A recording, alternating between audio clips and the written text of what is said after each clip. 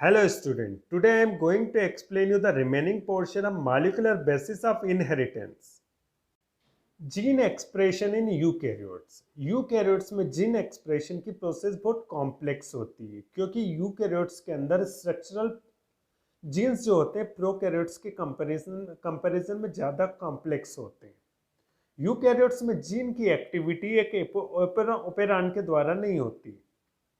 Eukaryotes में jeans अलग अलग क्रोमोसोम्स पे पाए जाते हैं। एक जीन को कई प्रोमोटर के पार्ट के द्वारा कंट्रोल किया जाता है, जिसके कारण यूकैरियोट्स के अंदर जो जीन एक्सप्रेशन होता है बहुत कॉम्प्लिकेटेड होता है। यूकैरियोट्स में डीएनए में जेनेटिक कोड के द्वारा अमीनो एसिड को पहचाना जाता है।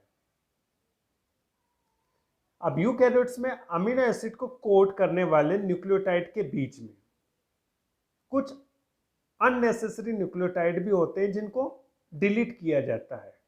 उसके बाद ही जीन एक्सप्रेशन की प्रोसेस होती है यूकैरियोट्स में। कहने का मतलब यूकैरियोट्स के अंदर जो जीन एक्सप्रेशन होता है वो प्रोकैरियोट्स के कंपैरिजन में बहुत कॉम्प्लिकेटेड होता है।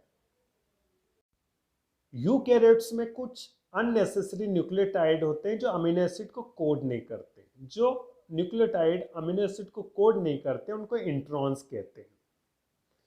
एक्टिविटी के आधार पर अगर देखा जाता है तो यूकैरियोटिक डीएनए में दो पार्ट होते हैं, एक्सॉन्स तथा इंट्रॉन्स। एक्सॉन्स जो होते हैं ये एमआरएनए का फॉर्मेशन करता है और इसी के द्वारा अमीनो एसिड को कोड किया जाता है, मतलब यही प्रोटीन को फॉर्म करेगा। जबकि इंट्रॉन्स जो होते हैं वो एमआरएनए को फॉर्म नहीं करते, मतलब इनके द्वारा प्रोटीन को फॉर्म नहीं किया जा सकता है। इंट्रॉन्स के अंदर जो न्यूक्लियोटाइड होंगे वो अननेसेसरी होंगे, जबकि एक्सॉन्स के अंदर जो न्यूक्लियोटाइड्स होंगे वो नेसेसरी होते हैं। जो नेसेसरी न्यूक्लियोटाइड होते हैं वही अमीनो एसिड को आइडेंटिफाई करके प्रोटीन को फॉर्म करते हैं। Formation of active mRNA. Active mRNA के फॉर्मेशन के समय इंट्रॉन्स जो होते हैं वो सेपरेट आउट हो जाते हैं और जो एक्सॉन्स होते हैं एक दूसरे से जुड़ जाते हैं। मतलब इंट्रॉन्स जो होते हैं उनके अंदर अननेसेसरी न्यूक्लियोटाइड्स होते हैं और जो एक्सॉन होते हैं उसके अंदर नेसेसरी न्यूक्लियोटाइड होते हैं। तो इस प्रोसेस में इंट्रॉन्स को बाहर निकाला जाता है और जितने भी एक्सॉन्स होते हैं वो आपस में जुड़ जाते हैं। इस प्रोसेस को स्प्लाइसिंग कहते हैं। ट्रांसक्रिप्शन की प्रोसेस के द्वारा हेट्रोजिनस आरएनए या एचएनआरएनए फॉर्मेशन होता है जो कि इमेच्योर होता है, जिसको स्प्लाइसिंग प्रोसेस के द्वारा एक्टिव किया जाता है, मैच्योर किया जाता है। जब ये एचएनआरएनए एमआरएनए में कन्वर्ट हो जाता है तो इसके द्वारा एक्टिव प्रोटीन का फॉर्मेशन होता है।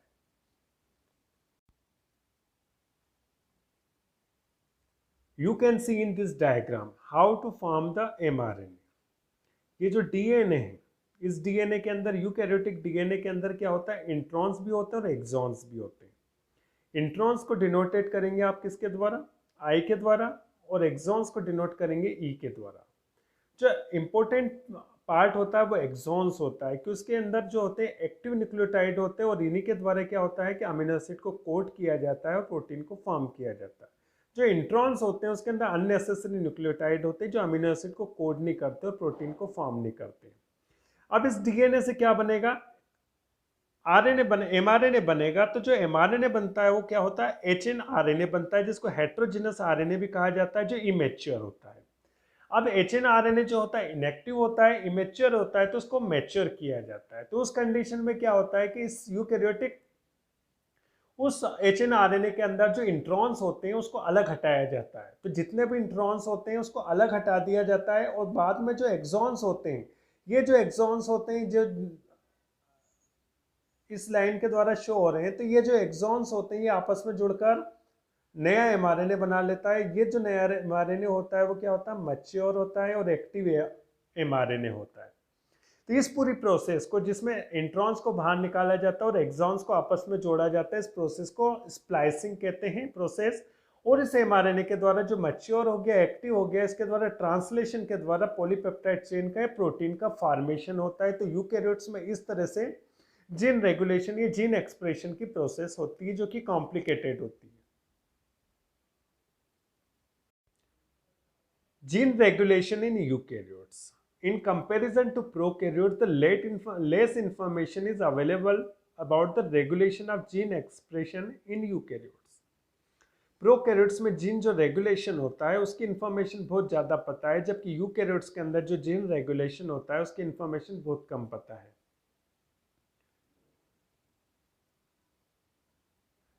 This is probably due to the fact that the regulation process is not simple in eukaryotes. इसका मतलब यह है कि यूकैरियोट्स के अंदर जो रेगुलेशन की प्रोसेस होती है बहुत कॉम्प्लेक्स होती है.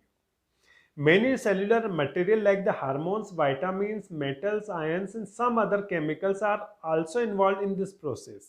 यूकैरियोट्स के अंदर जो रेगुलेशन की प्रोसेस होती है उसमें बहुत सारे मटेरियल इन्वॉल्व होते हैं, जैसे हार्मोन्स हो गया, वाइटामिन्स हो गए, मेटल्स, आयंस और दूसरे केमिकल भी इसमें इन्वॉल्व होते हैं.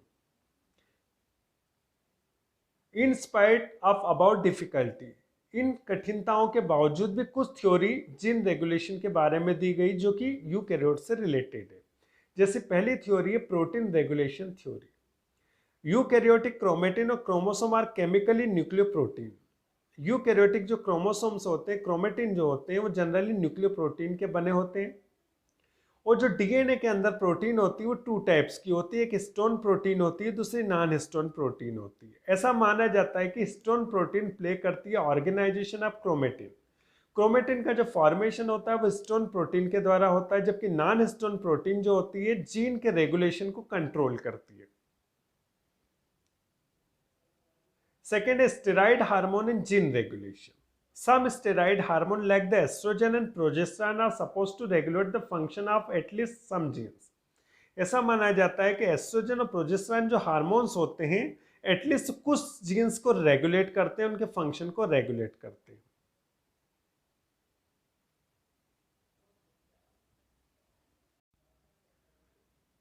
ब्रिटेन और डेविडसन मॉडल और जीन बैटरी मॉडल, इसको प्रपोज किया था ब्रिटेन था डेविडसन ने 1969 में.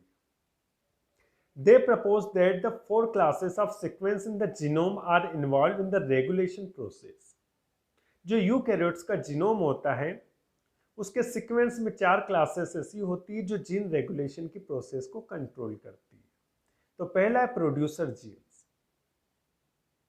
It compared with the structural genes of an operon. इसको कंपेयर किया जाता है ओपेरॉन के स्ट्रक्चरल जीन से जो कि डिजायरेबल प्रोटीन को फॉर्म करता है, रिसेप्टर जीन्स.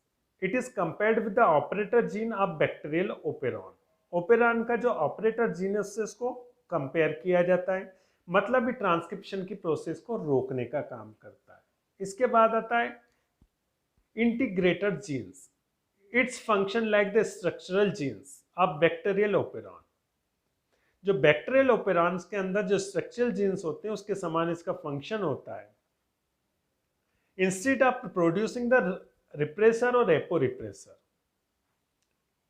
ये रिप्रेसर और एपो रिप्रेसर को फॉर्म नहीं करता है बल्कि ये प्रोड्यूस करता है आरएनए को. दिस आरएनए मे और may not be give rise to protein for activation of receptor site. ये जो आरएनए होता है या तो प्रोटीन को फॉर्म कर भी सकता है और नहीं भी कर सकता है. Next one sensor site. It's regulate the activity of integrator sites. ये जो सेंसर साइट होती है इंटीग्रेटर साइट को एक्टिविटी को रेगुलेट करती है, which can be transcribe only if the sensor site is activated. यदि सेंसर साइट एक्टिवेटेड होती है तो इंटीग्रेटर जो जीन्स होते हैं वो ट्रांसक्रिप्शन की प्रोसेस को करते हैं.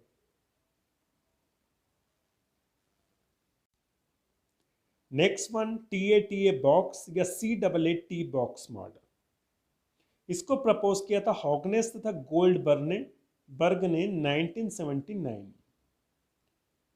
और रिपोर्टेड किया था some specific base sequence are involve in the regulation of gene action.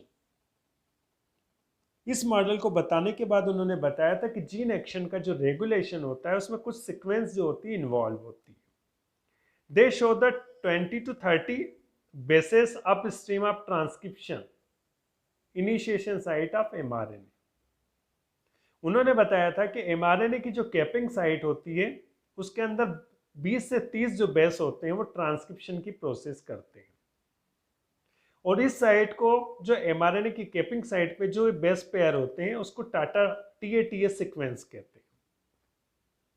This is known as TA box. At fifth and seventh position either T और A इज प्रेजेंट, क्योंकि इस सीक्वेंस में जो फिफ्थ पोजीशन होती है और seventh position होती है उसके ऊपर T होता है और A होता है, इस कारण इस बॉक्स को TA बॉक्स कहते हैं। On the basis of name of two scientist, TA box is also known as Goldberg and Hognes box। इस बॉक्स को दो साइंटिस्ट ने दिया था, इसलिए इस बॉक्स का नाम गोल्डबर्ग हॉगनेस बॉक्स भी कहा जाता है। The base sequence which may be up to 200 present in upstream of TA box. TA box के अंदर जो बेस सीक्वेंस होती है वो 200 तक हो सकती है। और ये TA से जो सीक्वेंस होती है और यही सीक्वेंस जो होती है जीन के एक्शन की को रेगुलेट करने में इंपॉर्टेंट रोल प्ले करती है।